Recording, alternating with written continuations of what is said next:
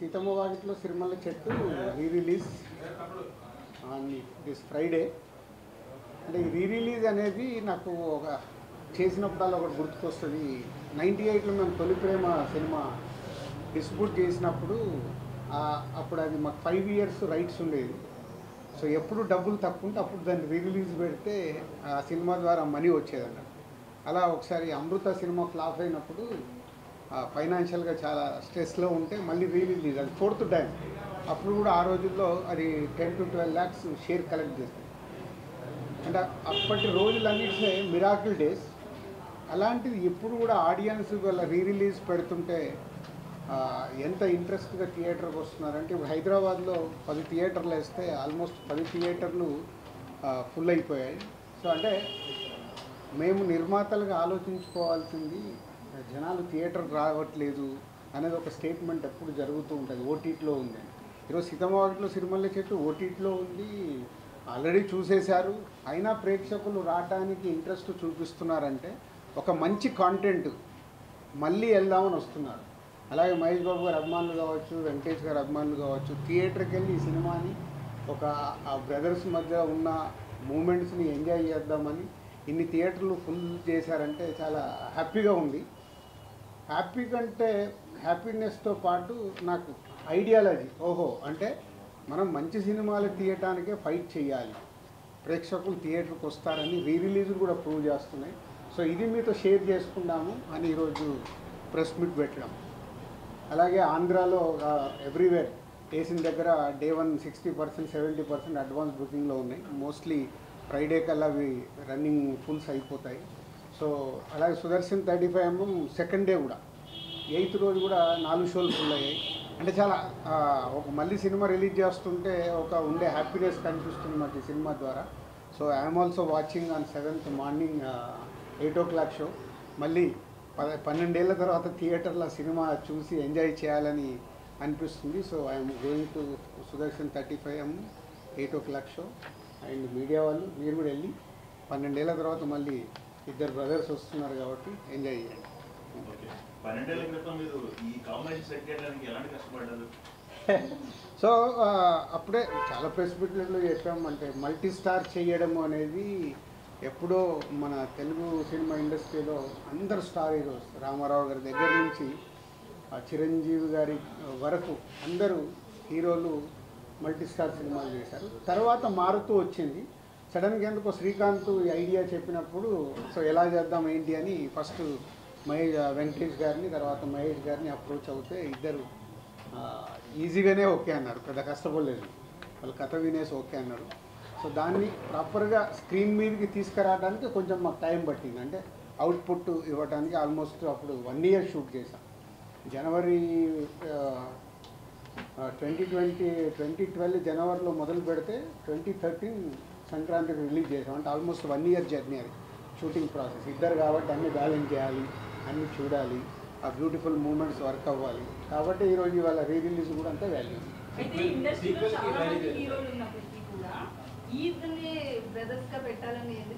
అట్లా ఇప్పుడు ఒక కథ అనుకున్నప్పుడు ఎవరు కరెక్ట్గా ఉంటారని అప్రోచ్ అవుతాము. వాళ్ళిద్దరు అప్రోచ్ అవ్వగానే ఇద్దరికి ఆ రోజుల్లో అట్లని కాదు. అంటే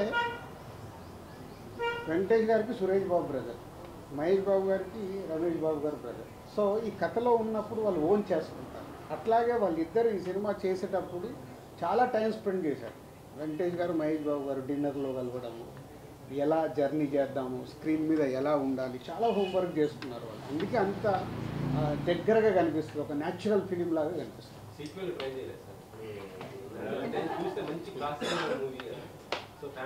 ఇప్పుడు నువ్వు సినిమా చూసావు, మళ్ళీ 7th రోజు చూడు, దాంట్లోకి ఏదైనా ఐడియా దొరికితే వచ్చి చెప్పు. ఊరికే కథ చెప్తా అంటావు కదా, ఆఫరిస్తున్నా. సీతమ్మ వాకిట్లో సిరిమల్ల చెట్టు ఎలా చెయ్యొచ్చు సీక్వెల్ తీసుకొనిరా, నేను రెడీ. అందరు క్యారెక్టర్లలో ఉంటాయి, దొరుకుతుంది. దొరికిందానికి తప్పే లేదు. ఏమో టర్నింగ్ పాయింట్ అదేనేమో, అందుకే రీ-రిలీజ్ అవుతుందేమో. ట్రై చాలా లాంగ్ గ్యాప్ తర్వాతకి మల్టీ స్టార్ తీశారు. కానీ అప్పట్లో వచ్చిన టాక్ అవన్నీ అయితే మంచి పేరు వచ్చింది, మంచి సినిమా తీశారనే ఇది వచ్చింది. కమర్షియల్గా అప్పుడు అంత పే చేయలేదు మీకు అనేది ఒక టాక్.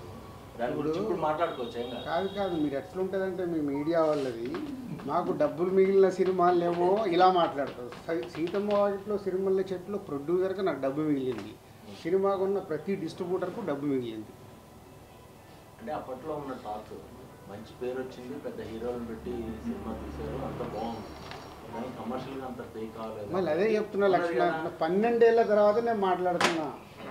డే 1 మీలాంటి వాళ్ళు అంటే నేను అందరినీ కలపట్లేదు, అద్భుతంగా ఉంది అన్ని మార్నింగ్ షో అయిపోయాయని చెప్పిన మీడియా వాళ్ళు ఉన్నారు. అబ్బా ఇద్దరు హీరోల్ని పెట్టుకొని ఏందండి ఇలా తీశారు, ఇంకా మేము ఏవిదో ఎక్స్పెక్ట్ చేసాము. అది మీరు ఎక్స్పెక్ట్ చేశారు, మా తప్ప ఎందుకు అవుతుంది? అడుగుతున్నా అది ఒక్కొక్క థియేటర్ ఫుల్ అవుతున్న కొద్దీ పెంచుతూ ఉన్నాయి. వాళ్ళ వెడ్నెస్డే కదా, ఫుల్ అయిన కొద్దీ అందరూ మెల్లిగా 10 స్క్రీన్స్కి వచ్చినాయి, అన్ని ఫుల్స్ అయ్యాయి.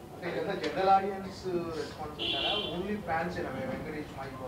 అంటే ఫ్యాన్స్తో పాటు ఫ్యామిలీ ఆడియన్స్ కూడా టికెట్స్ అడుగుతున్నారు. సో ఫ్యామిలీ ఆడియన్స్ అడుగుతున్నారంటే వాళ్ళు కూడా థియేటర్కి వెళ్ళి ఎంజాయ్ చేద్దాం. ఇంట్లో టీవీలో పెట్టుకోవచ్చు కదా, కానీ బిగ్ స్క్రీన్లో చూసే మ్యాజిక్, ఆడియన్స్తో పాటు ఫుల్ క్రౌడ్లో చూసే మ్యాజిక్ టీవీలలో మనం దీంట్లో చూస్తే రాదు. ఆ టైంలో మిగిలిపోయిన ఎక్స్ట్రా ఫుటేజ్ కానీ ఏమైనా యాడ్ చేసి చాలా ఫుటేజ్ ఉంది కానీ ఏమీ యాడ్ చేయట్లేదు. అంటే ఫ్యాన్స్ కానీ ఫ్యామిలీ ఆడియన్స్ కానీ మోస్ట్ అవైటెడ్గా ఈ సినిమా రీరిలీజ్ కోసం చూస్తున్నారు. థియేటర్స్ కూడా అలాగే ఫుల్ అయిపోయింది. ఫ్యాన్స్ నుంచి ఒక డిమాండ్ ఏంటంటే టైటిల్ కార్డ్స్ విషయంలో సపరేట్ టైటిల్ కార్డ్స్ వేస్తే ఇంకా బాగుంటుంది అంటున్నారు. 12 ఏళ్ల తర్వాత మళ్ళీ కొత్త కాంట్రవర్షియల్స్ మనకు అక్కర్లేదు, అప్పుడు ఏది ఉంది అదే రిలీజ్ అవుతుంది. ఇప్పుడున్న సిచ్యువేషన్లో ఇలాంటి సినిమా చేయాలంటే మీ బ్యానర్లో అలాంటి ప్రయత్నం చేయకుండా చేస్తారు? 100% చేస్తాను. నాకు ఛాలెంజ్ ఉంటేనే కిక్, ఛాలెంజ్ లేకుండా లైఫ్లో కిక్ ఏముంటుంది? సార్ అయితే ఇలా మాట్లాడుతూ తొలి ప్రేమ సినిమా గురించి డబ్బులు అవసరమైనప్పుడల్లా రిలీజ్ అన్నారు సార్. ఇప్పుడు ఈ సినిమా విషయంలో ఎందుకు రిలీజ్ చేస్తున్నారు సార్? Just for enjoyment. కాదు ఏం లేదు, మాకు పక్కన 300 కోట్ల సినిమా వచ్చింది కదా, మర్చిపోయావా ఏంటి? అప్పుడే సంక్రాంతి లేదు, ఎంజాయ్మెంట్ ఏంటంటే ఒక హ్యాపీనెస్. దీని ద్వారా ఎంత డబ్బు వస్తుంది ఏంటంటే మనీ కాదు, ఆ రోజుల్లో మనీ. ఎందుకంటే అప్పుడు ఆడియన్స్కి చూడటానికి కూడా సినిమా లేదు, ఎప్పుడైనా టీవీలో వస్తే చూడాలి. అప్పుడు ఇంత పైరసీ లేదు, ఇప్పుడు పైరసీ ఉంది, ఓటీటీలో ఉంది, టీవీలో ఉంది. ఇవన్నీ దాటి కూడా థియేటర్కి వస్తున్నారంటే ఫర్ ఓన్లీ ఎంజాయ్మెంట్. మన బొమ్మరిల్ రిలీజ్ అయ్యేప్పుడు నేను వెళ్ళా థియేటర్కి, ఫస్ట్ టైం చూసానండి రిలీజ్. ఇక్కడ విజిల్స్ కొడుతున్నారు, పాట వస్తే లేచి డ్యాన్స్ చేస్తున్నారు. అంటే అలా 3 గంటలు ఎంజాయ్ చేద్దామని ఫిక్స్ అయిపోయి థియేటర్కి వస్తున్నారు రిలీజ్ అంటే. మొన్న బాంబే వెళ్తే కూడా హిందీ సినిమా ఒకటి 45 crores గ్రాస్ కలెక్ట్ చేసింది మన రిలీజ్లో. అంటే ఇదొక ట్రెండ్ స్టార్ట్ అయింది. రిలీజ్ ట్రెండ్ వల్ల ఆ వారం రిలీజ్ అయ్యే కొత్త సినిమాలకు ఇబ్బందికరంగా అనిపించింది పైగా డిస్ట్రిబ్యూటర్గా. అంటే ఆ వారం కొన్ని చిన్న సినిమాలు రావచ్చు, వాళ్ళకి ఇలాంటి సినిమాలు రిలీజ్ చేయడం వల్ల కొంచెం అట్లా కాదు, సార్ అయితే దానికి కంటిన్యూ ప్రేక్షకులు ఒక్కరి రెండు వస్తున్నాయి, మీరు దానికి తొక్కేస్తున్నారు అనుకోవచ్చా? నీకు కావాల్సింది అదిగా హెడ్లైన్. ఇప్పుడు ప్రేక్షకులు కోరుకుంటేనే కదా 10 థియేటర్లు ఫుల్ అయ్యాయి. ఎందుకు ఫుల్ అయ్యాయి? అడ్వాన్స్ బుకింగ్గా ఈరోజు 10 థియేటర్లు ఫుల్ అయ్యాయంటే ఎందుకు? ప్రేక్షకులు కోరుకునేది మనం ఇవ్వాలి, కానీ ప్రేక్షకులు కోరుకుంది మనం ఎంత పెద్ద సినిమా ఇచ్చినా వాళ్ళకి నచ్చలేదు అనుకో, బాయ్ బాయ్ చెప్తున్నారు మార్నింగ్ షోకి. దానికి తోడు మీ సోషల్ మీడియా ట్రోలింగు మామూలుగా ఉందా, నాశనం చేసే వరకు వదిలిపెట్టట్లేదు. సో వ్యవస్థలో ఉంది, మనం ఎవరిని అనలేము. సో ప్రేక్షకులు రెడీగా ఉన్నప్పుడు మనం ప్రేక్షకులు ఎంజాయ్ చేస్తామంటే మీరు ఎంజాయ్ చేయొద్దు, మీరు ఈ సినిమా చూడండి అంటే చూస్తారా? ఖాళీగా ఇంట్లో కూర్చుంటారు, చూడు. అంటే ఇప్పుడు ఈ సినిమా రాకపోతే ఆ సినిమాకి వెళ్తారు వెళ్ళను. వాళ్ళంతా క్లారిటీగా ఉన్నారు ఆడియన్స్. ఇవాళ స్టార్ సినిమాకి అనుకున్న రేంజ్లో ఓపెనింగ్ రావట్లేదు అంటే ఎందుకు రావట్లేదు?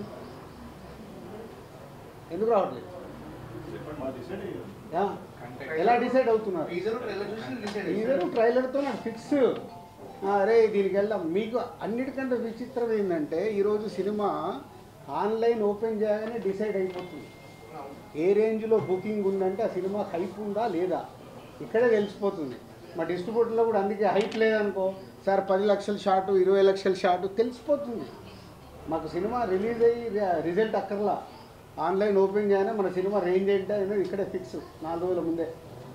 అంత అడ్వాన్స్గా ఉంది ఆడియన్స్.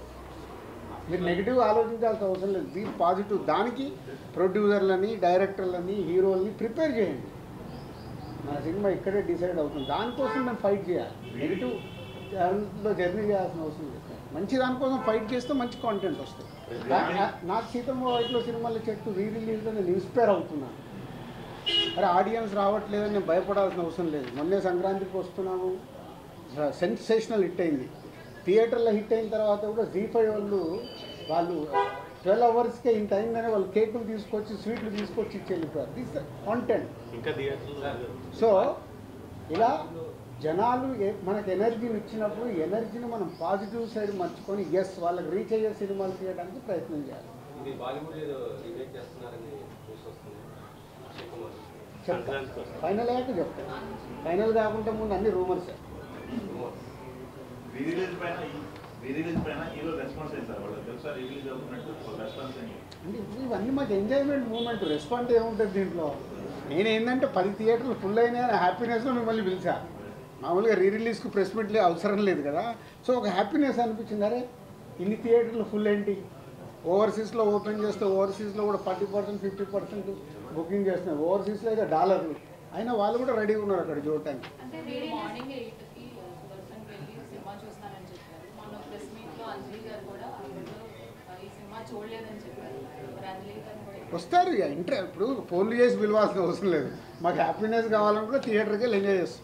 మ్యాక్సిమం రిలీజ్లో హీరోస్ వాళ్ళ బర్త్డేస్లో ఏదైనా అకేషన్స్లో రిలీజ్ చేస్తారు కదా, అలా కాకుండా ఈ డేట్లో రిలీజ్ చేయడానికి మెయిన్ పర్టికులర్ రీజన్ ఏమైనా ఉందంటారా? అట్లా ఏం లేదు. సో అనుకున్నారు March 7th డేట్ చేద్దామని, లాస్ట్ మంత్ అనుకొని టీం అంతా ప్రిపేర్ చేసి పెట్టేసాం. డిస్ట్రిబ్యూటర్ ఎంత ఎక్స్పెక్ట్ చేస్తారు సార్ ఈ మూవీ రిలీజ్ నుంచి? దీనికేమీ ఎక్స్పెక్ట్ ఎంత వచ్చినా హ్యాపీనెస్. నేను చెప్పేది దీని ద్వారా వచ్చే డబ్బు కాదు. అంటే రిలీజ్కు ప్రేక్షకులు ఇలా థియేటర్కి వస్తున్నారంటే ఎగ్జిబిటర్ హ్యాపీగా ఉన్నాడు. సార్ ఈ సినిమా చేస్తుంటే ఫుల్స్ సార్ అని వాళ్ళే మామూలు హ్యాపీనెస్ కాదు కదా. ఆడియన్స్ చూసేవాళ్ళు తీసిన మాకు 12 ఏళ్ల తర్వాత మళ్ళీ థియేటర్లు వెళ్ళి థియేటర్ హౌస్ఫుల్లో చూస్తుంటే ఆ కిక్కే వేరు కదా. ఆ కిక్కే ఇంపార్టెంట్. రీసెంట్గా వచ్చిన మురారి క్రాస్ చేస్తుందా సార్ మహేష్ బాబు? మళ్ళీ కంపారిజన్ ఎందుకు? ఉన్న ప్రజెంట్ ట్రెండ్లో ఒక్కోసారి ఒక్కో ట్రెండ్ నడుస్తుంది. చిన్న సినిమాల ట్రెండ్ నడుస్తుంది, ఒక్కోసారి పెద్ద సినిమాల ట్రెండ్ నడుస్తుంది, ఒక్కోసారి రిలీజ్ ట్రెండ్ నడుస్తుంది. ఉన్న అన్ని సినారియోల్లో థియేటర్స్కి జనాలు బాగానే వస్తున్నారు, ఓటీటీలో కూడా బాగానే చూస్తున్నారు. చిన్న సినిమాలు రావాల్సిన అవసరం ఉందా, పెద్ద స్టార్ హీరో సినిమా మంచి సినిమా రావాల్సిన అవసరం ఉంది. చిన్న పెద్ద లేదు. ఇంకా మంచి సినిమా నీ పోస్టర్ దగ్గరికి వెళ్ళి, నీ టీజర్ దగ్గరికి వెళ్ళి, నీ పాటల దగ్గరికి వెళ్ళి, అది చిన్న సినిమా అయినా స్టార్ హీరో సినిమా అయినా అది రీచ్ అవుతే ఏ రేంజ్ కాదు. ఇప్పుడు చిన్న సినిమా అంటే 10 కోట్లు తీయొచ్చు, స్టార్ సినిమా అంటే 400 కోట్లు తీస్తుంది. నంబర్సే డిఫరెన్స్ కదా. అల్టిమేట్ కాంటెంట్ ప్రేక్షకుడికి రీచ్ అవుతే పోస్టర్ దగ్గర నుంచి టీజరు, సాంగ్, ట్రైలరు అన్నీ వాళ్ళకి ఎక్సైట్మెంట్ అవుతే చిన్న సినిమాలు కూడా ఫుల్ చేస్తున్నారు కదా.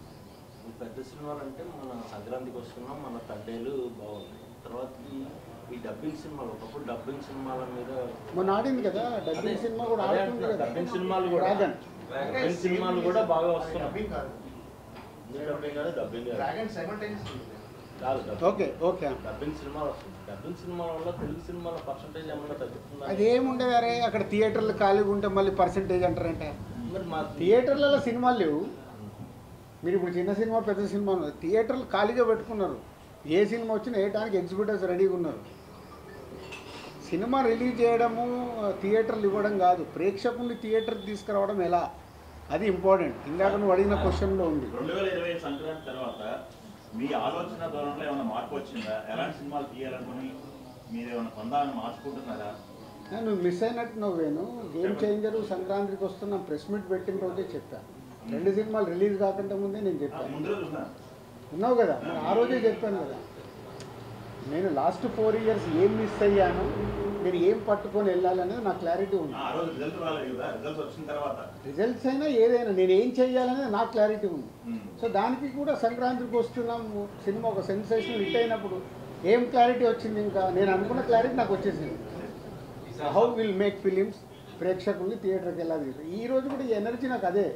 సీతమ్మ వాకిట్లో రిలీజ్ చేస్తే ఇలా ఫుల్స్ ఉందంటే ఓకే. నిన్న అనిల్ రావిపూడి ఫోన్ చేసి చెప్పాడు, మీ టైం బాగుంది సార్ అంటే దీనిలో కూడా డబ్బులు వస్తున్నాయి. ఇది డబ్బులు కాదని కిక్, అంటే పని చేయడానికి మాకు కిక్ కావాలి. పిక్ ఎక్కడికి వెళ్ళి వస్తాయి. బాగుంది. మీ బ్యానర్లో ఇంకా చాలా అంటే ఐటీ వాళ్ళు రావడం వల్ల పాత 10 సంవత్సరాలు ఉన్న క్లియరెన్స్ మొత్తం క్లియర్ అయిపోయింది కాబట్టి యాంజియోగ్రామ్ చేసుకున్నంత హ్యాపీగా ఉన్నారు ఆయన. ఈ సమ్మర్ పెద్ద సినిమాలు ఏమి లేవు సార్, మొత్తం ఈ సమ్మర్ ఎందుకు లేవే ఎవరు కూడా ఏమైనా ప్రతి వారం 2 సినిమాలు ఉన్నాయి. మళ్ళీ అదే పెద్దవి ఉన్నాయా చిన్నవి ఉన్నాయి కదా, ఆడే సినిమాలు ఏమున్నాయి చూసాం. ప్రేక్షకులకు ఏం నచ్చుతుందో మనకు తెలియదు కదా. సరే గద్దర్ అవార్డ్స్ ఎప్పుడు ఇప్పిస్తున్నారు ఏంటి? అది ఎఫ్డీసీ సపరేట్గా మాట్లాడు. ఎఫ్డీసీ సపరేట్గా మాట్లాడు. ఇప్పుడు ఓన్లీ దిల్ రాజు ప్రొడ్యూసర్గా మాట్లాడు. సార్ అయితే పైరసీ మీద మనం ఈ గేమ్ చేంజర్ కావచ్చు, తండ్రి కావచ్చు, ఇంత ఎఫెక్ట్ అయ్యాయి. ఎవరిని అడిగినా కలుస్తాం అంటున్నారు. టాలీవుడ్ టాప్ మోస్ట్ ప్రొడ్యూసర్స్ ఎవరు ఒక మీటింగ్ కనీసం పెట్టుకోలేదండి సార్, ఇంత ఎఫెక్ట్ అవుతున్నప్పుడు. అది ప్రొడ్యూసర్స్ అందరికి అడగాలి. వాళ్ళు అడిగాం సార్, నేను బలీవాస్ గారు కూడా కలుస్తాం ఏదో అంటారు అంతే. అరవింద్ గారు కూడా ఆ రోజు అదే ఇక్కడ చెప్పారు. ప్రాబ్లం అదే, ఆ వారం రిలీజ్ అయిన వాళ్ళకే నొప్పి, తర్వాత పెద్ద పట్టించుకోరు. మా సినిమా ఫీల్డ్లో ఉన్న మా బ్యాడ్ అదొకటే. కలిస్తే చాలా మార్చుకుంటూ రావచ్చు. కలవటానికి ఏంటంటే ఎవ్రీ ఫ్రైడే వాళ్ళ పెయిన్, ఆ ఫ్రైడే సాటర్డే సండే అయిపోగానే మళ్ళీ మండే నుంచి కొత్త షూటింగ్ ఏంటి, కొత్త సినిమా ఏంటి, దాంట్లో పడిపోతారు. పక్కోడేమో ఈ సినిమా రిలీజ్ అయిందా, ఎలా ఉంది టాకు, ఇలా ఫ్రైడే సాటర్డే సండే, అరే హెచ్డీ ప్రింట్ వచ్చిందా, అయ్యో ఎట్లా మన సినిమాకి ఎట్లా, ఆ రోజు పడుకొని లేస్తే వాళ్ళు మర్చిపోతారు.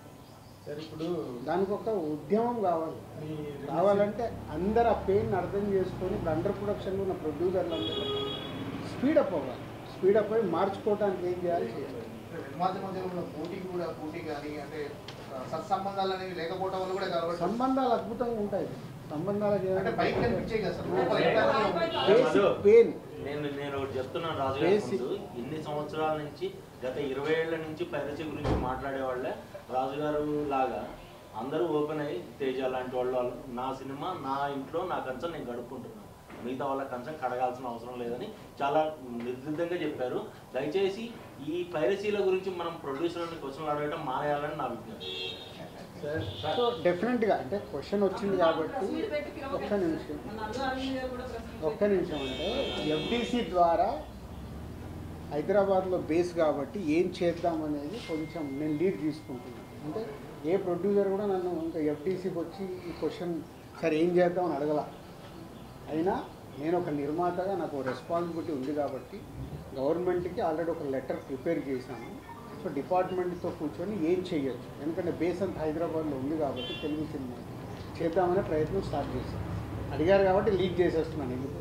బట్ ప్రొడ్యూసర్ మళ్ళీ ఇది మా పెయిన్. దిల్ రాజు ఒక్కరు కాదు, సినిమాలు తీసే ప్రతి నిర్మాత కూర్చొని చేసుకోవాల్సిన బాధ్యత. ఒక సినిమాకు డ్యామేజ్ అవుతే డబ్బు పోయేది ఓన్లీ ప్రొడ్యూసర్దే. ఆ ప్రొడ్యూసర్స్ ఎందుకు తేరుకోవట్లేదో అర్థం కావట్లేదు. హీరోకి ఎఫెక్ట్ అవ్వదు, డైరెక్టర్కి ఎఫెక్ట్ అవ్వదు, సినిమా రిలీజ్ అయ్యాక వాళ్ళ రెమ్యునరేషన్లకు ఎఫెక్ట్ అవ్వదు, నెక్స్ట్ సినిమాలకు వెళ్ళిపోతారు, డ్యామేజ్ జరుగుతుంది ఓన్లీ ప్రొడ్యూసర్. కానీ ఆ ప్రొడ్యూసర్లు ఎందుకు మేలుకోరు అర్థం కాదు. వాళ్ళు కదా, వాళ్ళ డబ్బు కదా, వచ్చి కూర్చొని ఏం చేద్దాం. అండర్ ప్రొడక్షన్ ఉన్న ప్రతి ఒక్కళ్ళు రియలైజ్ అవ్వాలిగా. గేమ్ చేంజర్కి హెచ్డీ ప్రింట్ వచ్చింది, తండేల్కి హెచ్డీ ప్రింట్ వచ్చింది, రేపు మీ సినిమాలకు రాదా. కాబట్టి అండర్ ప్రొడక్షన్లో ప్రొడ్యూసర్స్ సినిమాలు మొదలు పెడదాం అనుకున్న ప్రొడ్యూసర్లు వచ్చి కూర్చొని దానికి ఒక రూట్ వేసుకోవాలి. లేకుంటే రేపు కుండకి అలాగో చిల్లులు పడ్డాయి, ఆ చిల్లులకి వెళ్ళి రేపు వాళ్ళకు అది ఎఫెక్టే. ఎఫ్డీసీకి వెళ్ళి ఆల్రెడీ లీడ్ చేశాము. ఈ ప్రెస్ మీట్ ద్వారా ఆ నిర్మాతలకు అర్థమైతే వాళ్ళు ముందుకు వస్తే అందరం కూర్చొని వర్కౌట్ చేస్తాం. Thanks for your question. జనవరి 1 నుంచి డిసెంబర్ 31 వరకు ఆ సంవత్సరం ఎన్ని సినిమాలు చేశాము, మా బ్యాలెన్స్ షీట్ ఎలా ఉందని ఒక్కొక్క సినిమా బేరీజ్ చేస్తే నేను నెక్స్ట్ సినిమాకి పని చేయలేను. డిస్ట్రిబ్యూషన్లు అన్ని సినిమాలు కొంటాం, ఒక ఫ్లాప్ పడిపోతుంది, చాలా డబ్బు పోతుంది. డబ్బు పోతే నెక్స్ట్ డే ఫ్రైడే అయిన తర్వాత సాటర్డే నాకు ఎనర్జీ కావాలంటే ఆ నెక్స్ట్ ఇయర్ ఉన్న సినిమాలు బ్యాలెన్స్ ఉన్న సినిమాల మీద ఫోకస్ చేస్తాం. కాబట్టి దాంట్లోకి వెళ్ళి ఒక సక్సెస్ వచ్చినప్పుడు బ్యాలెన్స్ షీట్ చెక్ చేయాలి. నంబర్ ఆఫ్ మూవీస్ చేస్తున్నప్పుడు ఒకటే సినిమా చేసామనుకో మీరు అడిగినట్టు నాకు రిజల్ట్ మీద డిపెండ్ అయి ఉంటుంది. బ్యాలెన్స్ షీట్ చూసినప్పుడు ఆ ఇయర్ టోటల్ ఎన్ని సినిమాలు చేసాము, ఎంత నష్టమా లాభమా అక్కడే డిసైడ్ అవుతుంది. నో షాక్ ఉంటే నేను సాటర్డే మీ ముందుకు రాలేను కదా. రౌడీ జనార్దన ఎల్లమ్మ రెండు రెడీ అయిపోయి రెండు ఆల్మోస్ట్ ఏప్రిల్ మేలో టేక్ ఆఫ్. విజయ్ దేవరకొండ చెప్పలేదు ఇంతకుముందు. Okay, rowdy Janardhana Vijay Deverakonda cinema title, Yellamma Nithin title. Only Hyderabad లోనేనా అండి సీతామార్కెట్? No everywhere, world wide. యుఎస్లో ఆల్సో బుకింగ్. 10 థియేటర్లు అయినాయి అంటున్నారు కదా, ఇక్కడ మాత్రమే హౌస్ఫుల్ ఇక్కడ 5 రోజుల ముందు హౌస్ఫుల్ అయ్యాయి. సో ఇప్పుడు ఇంకా ఫ్రైడే కాబట్టి ఇంకా 2 days ఉన్నాయి కదా, ఇప్పటికి బయట 60-70%లో ఉన్నాయి, రన్నింగ్లో ఫుల్ అయిపోతాను. మొన్న సంక్రాంతికి వస్తున్న సినిమాకి క్లోజ్ అయిపోయిన థియేటర్లు కూడా ఓపెన్ అయ్యే సినిమా గురించి విన్నాం సార్. అయ్యాయి మరి ఆ థియేటర్కి ఇస్తారా ఈ సినిమా? అంటే అది మళ్ళీ నా ఏరియా కాదండి, అది కింది వరకు ఎవరి దాళ్ళు, అది డిస్ట్రిబ్యూటర్ చూస్తాడు ఎక్కడ వేస్తున్నారంటే మాకు ఇన్ఫర్మేషన్. Okay, thank you.